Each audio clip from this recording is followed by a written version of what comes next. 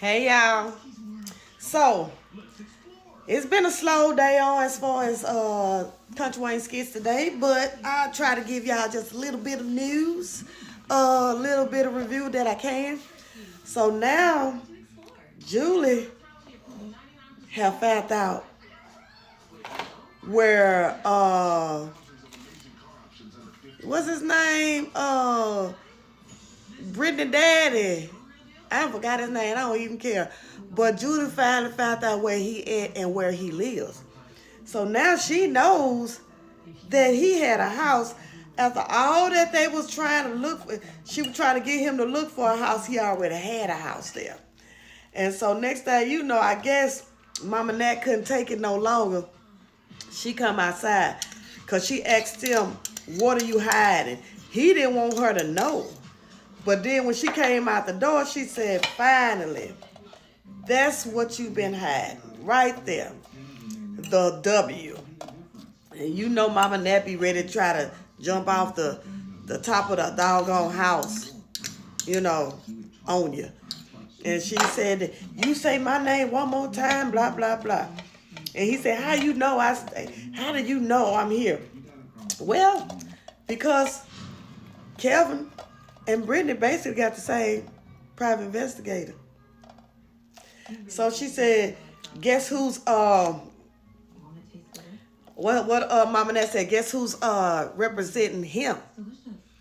And she said, who? She said, Brittany. Basically, Brittany, she said, you wouldn't dare. How dare you do something like that? You know I love her and blah, blah, blah. So now it's finna get real good because now they're going to have to meet. Julie is going to have to tell Kelvin, who's representing whatever his name is. Yeah, going to have to find out who's representing him. And when Kelvin finds out that it's Brittany, he might say Brittany who, and she'll say my stepdaughter. It's going to be a way they finna find out about each other. And that's what I'm waiting on. I want to see the response. I want to see everything because Brittany going to fall out with her daddy and her mama for that. So I'm just like ready for all of the smoke because see, Brittany don't know that mom and dad is back together again. So it's going to be a good old little story right there. Then you got old Bugaboo and Bugabye. Shayla and Anthony. Shayla have the nerve to try to tell Anthony because Anthony said he believed that she loved him more than Amber and all that stuff. Y'all is so invested.